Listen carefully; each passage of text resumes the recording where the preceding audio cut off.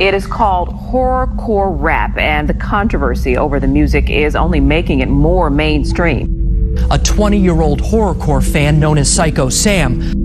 Who's to say what his motive for those murders really were? Was it because of my music? Was it because he was crazy? Was he on drugs? Did he have a sick fascination with death? He let me know his name's Psycho Sam. He let me know, he wasn't ashamed to tell me what he did. He broke down everything, said he did feel remorse for what he did. We sat down and talked a few times about it. He didn't like talking about it. He showed me pictures, black and white, of that night, the stuff that happened. Richard Alden Samuel McCroskey III was a young man from California who grew up with a disdain for music. However, everything changed when he discovered horrorcore, a subgenre of hip-hop known for its dark and violent themes. This newfound passion ignited a desire in him to become a rapper. Through online communities centered around this genre, he met Emma Niederbrock, a girl who shared his musical interests. The two quickly fell in love. In September 2009, they finally arranged to meet in person after attending a horrorcore concert together with Emma's parents and their friend Melanie Wells. Unfortunately, their meeting did not unfold as planned. Just days later, on the morning of September 14th, tragedy struck. Richard, who had traveled from California, committed a horrific act of violence against Emma and her family.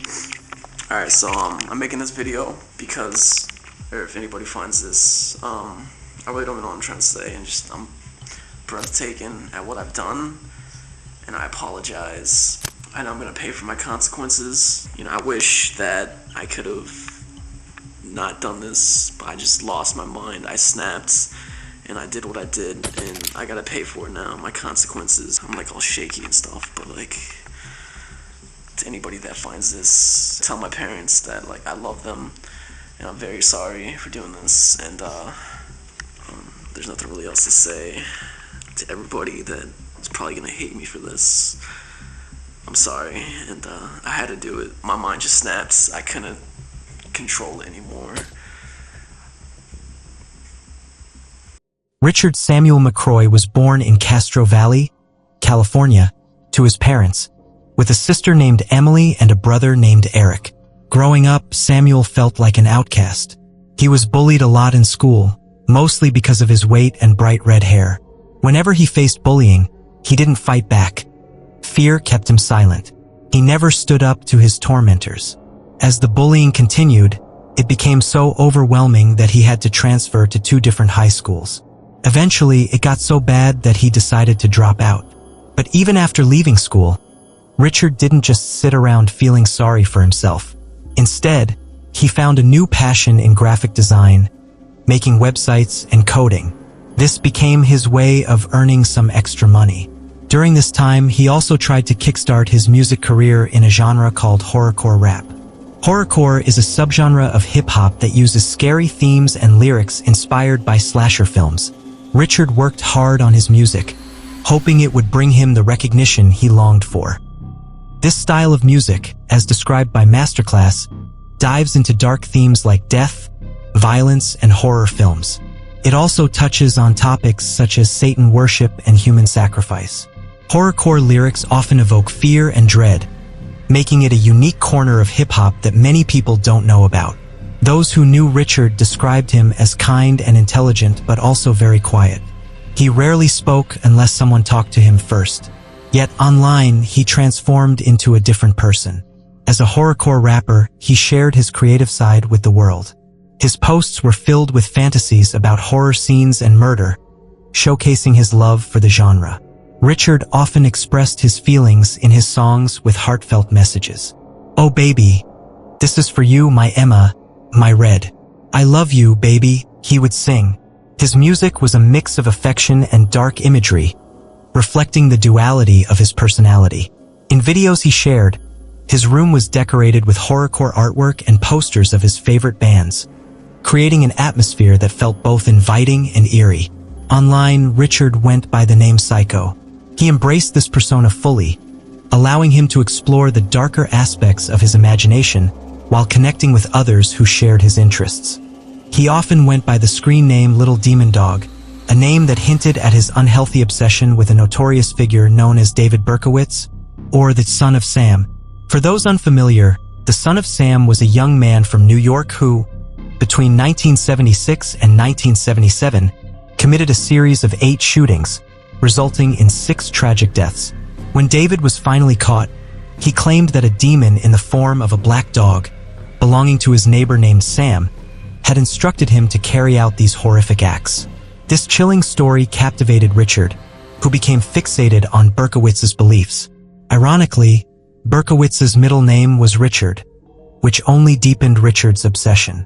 On social media, Richard shared glimpses of his dark interests. He posted photos of himself in graveyards, holding sharp knives and rusty axes in abandoned places. One video stood out. He wore a skull bandana and freestyled in the rain in front of an old Gothic church. In that freestyle, he expressed haunting thoughts. "The evil voices inside my head just want me to murder continuously. They want me to take lives on a mass murder spree. They love the smell of a body that's rotten and decayed. That's what I think about when I'm stalking my prey," he would say, a chilling statement that felt even scarier knowing what he might do in the future. He frequently shared his horrorcore songs and freestyles on social media, and as his following grew, he connected with others who shared his interests in this niche genre. Ironically, Richard's brother Eric also had a taste for horrorcore, though he leaned more toward punk rock. Despite their different styles, they both appreciated the darker side of music. One person Richard connected with in the horrorcore community was a 16-year-old girl named Emma Kelly Nearbrock. Emma lived in Farmville, Virginia, with her mother, Dr. Deborah Sue Kelly, a sociology and criminology professor at Longwood University. Her father, Mark Allen Nearbrock, was a reverend. Growing up in a strict and religious household, Emma was homeschooled since middle school. But as she entered high school, she began to develop a secret rebellious streak that reminded some of Lane from Gilmore Girls. During this time, Emma discovered horrorcore rap and found herself drawn to its themes. She hid this part of her life from her parents, collecting signed posters of her favorite horrorcore rappers and stashing them between her mattresses. As she embraced this new identity, she took further steps to express herself. She dyed her hair a vibrant pink and started wearing darker makeup with an edgy flair. Emma's journey into the world of horrorcore was a way for her to break free from the constraints of her upbringing. She found excitement in connecting with others who shared her passion, including Richard. Together, they explored the shadows of their interests, unaware of how deeply their paths would intertwine in the future. When Emma's parents noticed her sudden change, they didn't think much of it. They assumed she was going through a phase, especially with the big transitions happening in her life. Emma had just switched from public school to being homeschooled at the start of high school, a time that is often filled with excitement and new experiences. On top of that, her parents were going through a divorce, and her father, Mark, was no longer living at home. With all these changes, her parents thought this shift in Emma's behavior was understandable. Despite the separation, Mark made an effort to maintain his relationship with Emma. He visited often, and whenever he and Deborah were around each other, they remained calm and civil, avoiding any arguments in front of their daughter. However, as time went on, Deborah began to worry about Emma. She discovered strange posters in Emma's room that spoke of dark rituals and brainwashing. Concerned for her daughter's well-being, Deborah suggested family counseling to help them communicate better during this challenging time. Like Richard, Emma also had friends online who shared her interest in horrorcore music. One of these friends was 18-year-old Melanie Wells. The two girls had connected over their favorite horrorcore rapper, a woman named Razical. Because the horrorcore community was small, it was easy for them to find each other and bond over their shared interests. Emma and Melanie discovered they had even more in common. Both their fathers were reverends. This connection allowed them to relate to each other's experiences growing up in strict religious households while secretly enjoying their love for horrorcore music. As they continued to talk online, they realized they didn't live far apart and decided to meet up in person. Their shared love for the genre drew them together, and they attended many small concerts and live events. It was during this time that Emma began talking to Richard, who was then 20 years old. Their conversations mostly revolved around their mutual interest in horrorcore music. Richard often referred to Emma as his online girlfriend, but Emma didn't quite see it that way. She wasn't as serious about their relationship and never called him her boyfriend. When Raziel would ask if she and Richard were close, Emma would reply, close and, getting closer. This response hinted that she wasn't as invested in the relationship as Richard was. At the same time, Richard was facing his own struggles at home. His parents were going through a divorce, and his father had asked his mother to leave the house. Richard felt closer to his brother Eric than to his sister, but overall, his family life was difficult. They rarely expressed love for one another, and when they did, it felt awkward. With everything happening at home, school was no better for Richard. He faced severe bullying that forced him to leave school altogether. It felt like the world around him was cruel, leaving him with few places to turn for comfort. The only bright spot in his life was his connection with Emma. They talked online for an entire year, sharing their thoughts and feelings until they finally made plans to meet up in Southgate, Michigan. Emma was excited to finally meet Richard in person, and they planned to attend a horrorcore concert featuring an artist named Strictly for the Wicked. To make the experience even better, Emma invited her best friend Melanie to join them. Having a friend by her side made the idea of meeting Richard for the first time feel less daunting. However, there were challenges ahead. Emma lived in Farmville, Virginia, which was about a 10-hour drive from Southgate, Michigan, where the concert would be held. Richard was even farther away, living in California. Emma's parents were hesitant about her going to the concert, especially with everything happening at home due to their divorce. A few days earlier, Deborah had discovered some troubling writings on Emma's bedroom walls. Despite their concerns, Emma's parents wanted to support her. They didn't fully understand horrorcore but recognized that it was something Emma and her friends were passionate about. They decided to let her go to the concert, but with one condition. Richard would have to fly from California to Virginia first. Deborah would pick him up from the airport and then take all 3 kids back to their home in Farmville for a few days. On the day of the concert, Deborah would drive them all 10 hours to Michigan and then make the long trip back afterward. Most parents might have simply said no, but Emma's parents were determined to support her happiness. They believed that as long as she wasn't hurting anyone, there was no harm in letting her explore this new interest. Their willingness to help Emma express herself showed just how much they cared, even if they didn't fully understand her world. Deborah's willingness to drive 20 hours for her daughter to attend a concert showed incredible dedication. Once the date was set, Emma and Richard grew increasingly excited about their upcoming meeting. Emma would post on Richard's wall, sharing her enthusiasm. "The next time you check your socials, you'll be at my house. I love you so much, baby, forever and always. You are my one and everything. I can't wait to see you. It's 6:17 a.m. and I've been up since 4, filled with excitement."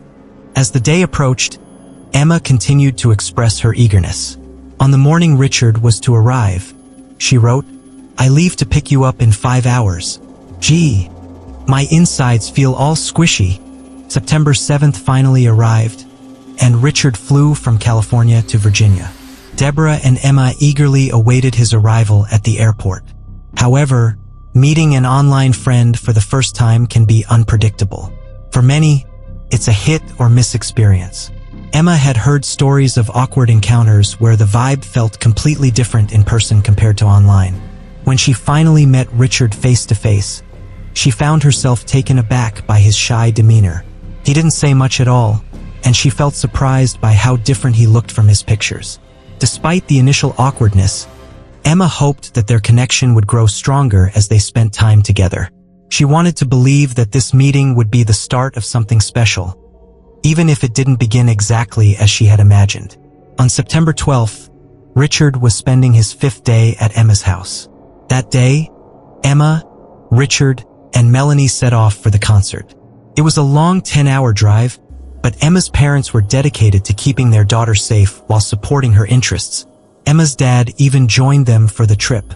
She posted on social media, saying, "Talk about a long drive sharing a car with a preacher. It's going to suck, but no doubt it's worth it." However, once they arrived at the concert, things began to change between Emma and Richard. Richard was not very talkative, and he quickly realized that the horrorcore concert scene wasn't really his thing. During the event, it was reported that Emma and Richard spent most of their time arguing. Emma seemed to enjoy talking to her friends and left Richard feeling isolated. She even made friends with other guys at the concert. Throughout this time, Richard believed they were dating because of their flirtation. But for Emma, it was just that, flirting. She didn't see it as a committed relationship. At the concert, Richard felt a familiar sting of exclusion that reminded him of high school when he often felt left out and unimportant. By the end of the night, he returned to Emma's house feeling angry and confused, wishing he could just go home. 2 days later, at 2:43 a.m. on September 14th, Melanie posted on her social media that she would be going back home on the 16th. She expressed her excitement about returning because she missed her family. When the 16th arrived, Melanie was supposed to be home, but her family never received a text or call about her whereabouts. They tried reaching out to her multiple times but got no response. Concerned, Melanie's dad decided to drive all the way to Farmville to check on Emma and see if everything was okay. He and Melanie's mom knocked on the door, and Richard answered.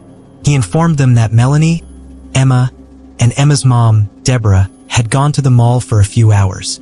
Melanie's parents felt uneasy about this explanation. Something didn't seem right. They decided to stay outside Emma's house for 8 hours, repeatedly calling for both Emma and Melanie but receiving no answer. During that time, no one was seen entering or leaving the house. Eventually, they left but contacted Raziel, Emma and Melanie's best friend, to ask if she had heard from them. Raziel mentioned that the last time she saw them was at the concert. Melanie's parents managed to get Richard's phone number and called him. He picked up twice but sounded strange and unclear. Each time, he made excuses about where the girls were. In their growing concern, they also called Mark, Emma's father, who wasn't living at home. They asked him to check on the girls since he had a key to the house. Mark agreed to stop by later that day. Unfortunately, after that conversation, Mark was never heard from again. With mounting worry, Melanie's parents decided to call for a welfare check at Emma's house. When the police arrived, they did little more than look at the house before leaving. When Melanie's parents knocked on Emma's door, Richard answered. The police asked if Emma, Deborah, and Melanie were home. Richard claimed that the girls had gone out to see a movie and wouldn't be back for a few hours. Satisfied with this explanation, the police declared the welfare check a success without even entering the house. They simply nodded and walked away, despite Richard's obvious signs of lying.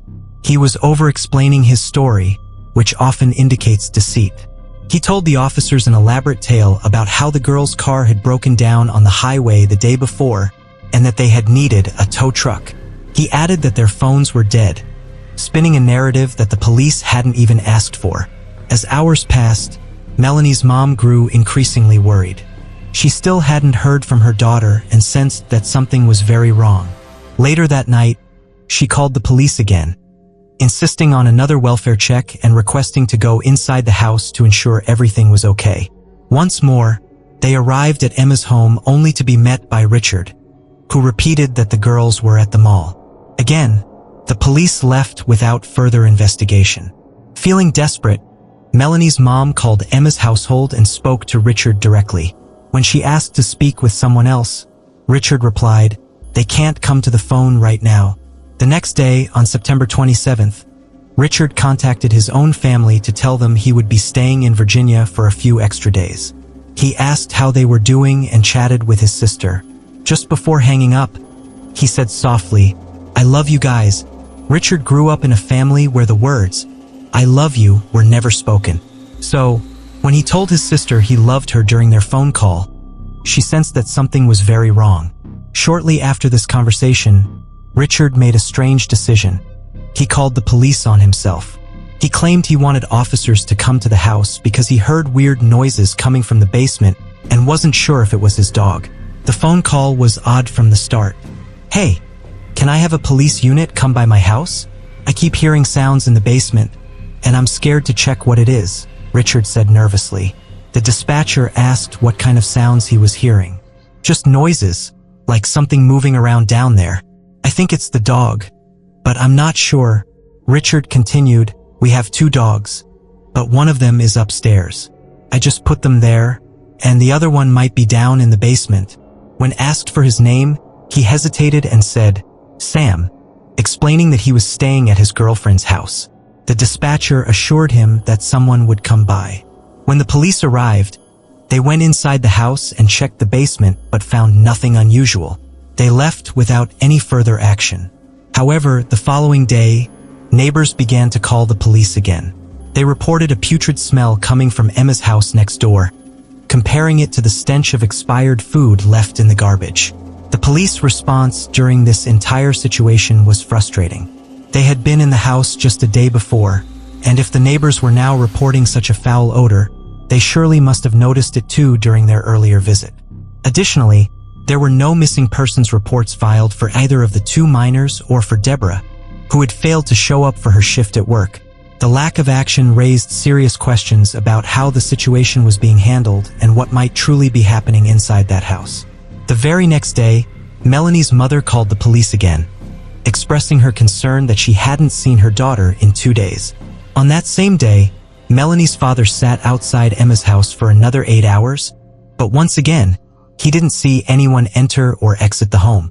Later that night, after returning home, Melanie's mother decided to call the police once more on September 18th, 2 days since the girls had gone missing. When the police arrived this time, they were met with an intense smell coming from inside the house. As they stepped in, the odor led them upstairs, where they discovered what was described in the police report as a slaughterhouse. Inside, they found the bodies of Melanie, Emma, Emma's mother Deborah, and her father Mark. Emma and Melanie were found in Emma's room, both bludgeoned to death. Deborah was discovered in her bed, while Mark lay in a downstairs bedroom. Several weapons were recovered at the crime scene: a 6-inch knife, a rusty axe, a hammer, and a long hatchet typically used for cutting wood.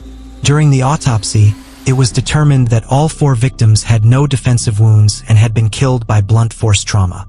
It was suspected that Richard had attacked the women while they were sleeping and then confronted Mark as soon as he entered the house.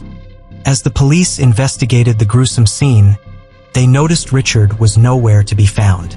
Ironically, he had stolen Mark's car parked outside in order to escape. However, without a driver's license, Richard crashed the car shortly after leaving. When police arrived at the scene of the crash, Richard told them he was driving his dad's car and didn't want his father to find out because he would get into trouble. He insisted it would be better to confess to his dad later. Surprisingly, the police believed him and let Richard go without further questioning. The lack of thorough investigation raised alarms about how this tragic situation had unfolded and left many wondering how such a horrific crime could happen without immediate consequences. On his way to escape the chaos, Richard received a bit of unexpected kindness. The tow truck driver offered him a ride home, but Richard didn't want to go back. With police swarming his house, he instead asked to be dropped off at a nearby convenience store at 6 a.m. The tow truck driver later testified in court that as he drove Richard, a putrid smell emanated from his clothes.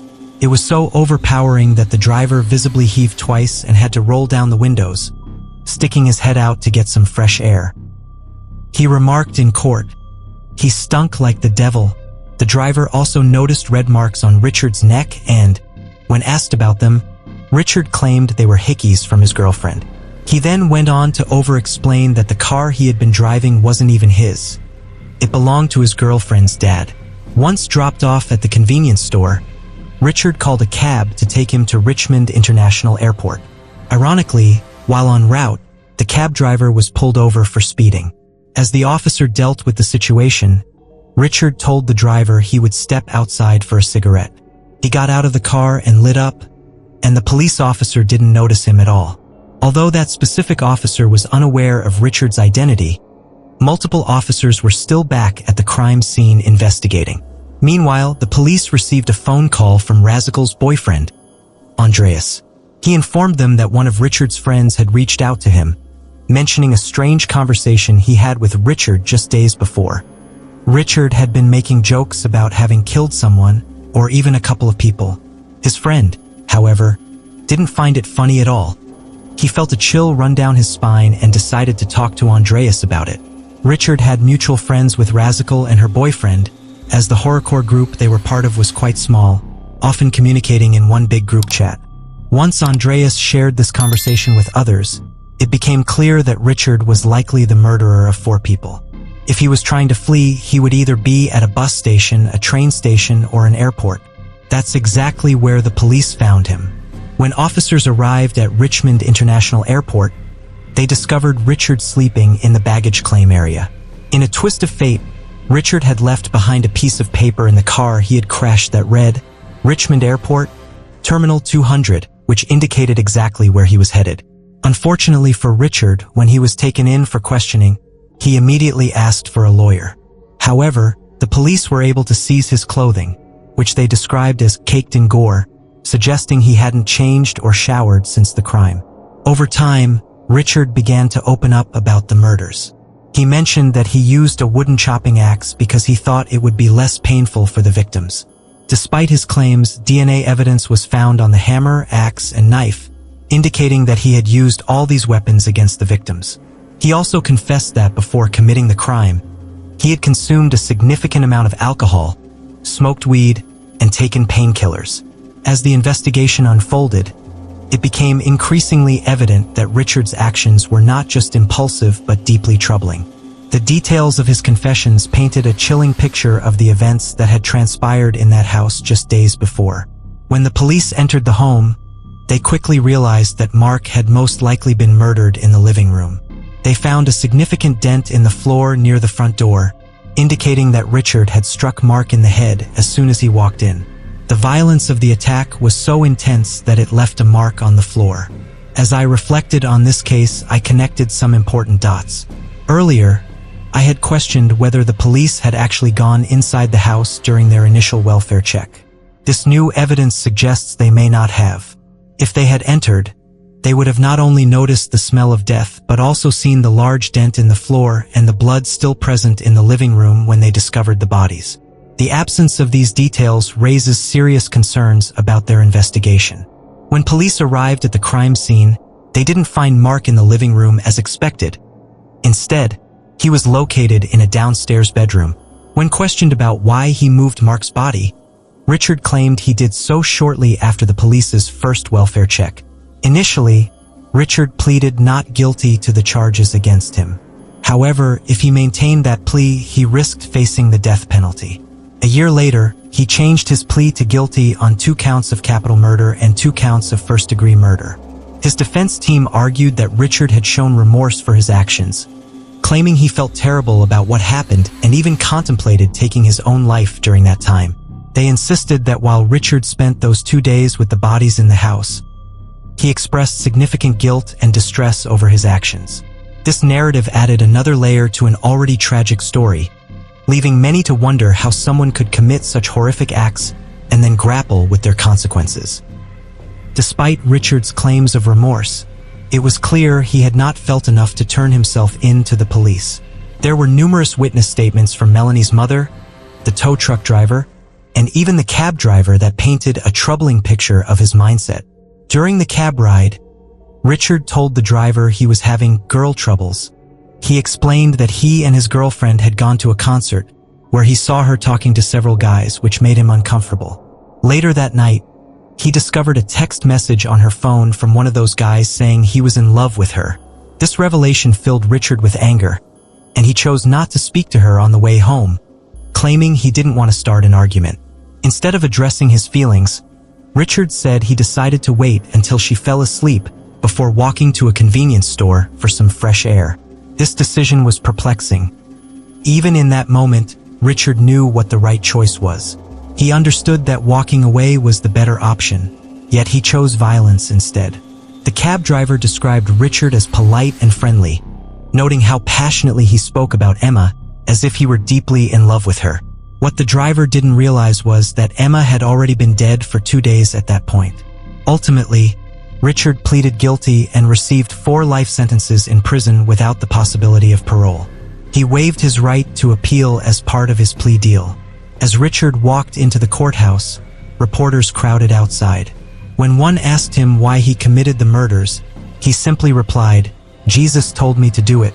Throughout this ordeal, Richard had many options available to him. He could have called his family for help or confided in Deborah about how he felt and expressed his desire to go home. Most people in his situation would likely have chosen to endure their discomfort until they could return home and leave it all behind. Instead, Richard opted for violence and then chose to remain in the house with the dead bodies for 3 days. His actions left a haunting legacy that would forever impact those who knew the victims.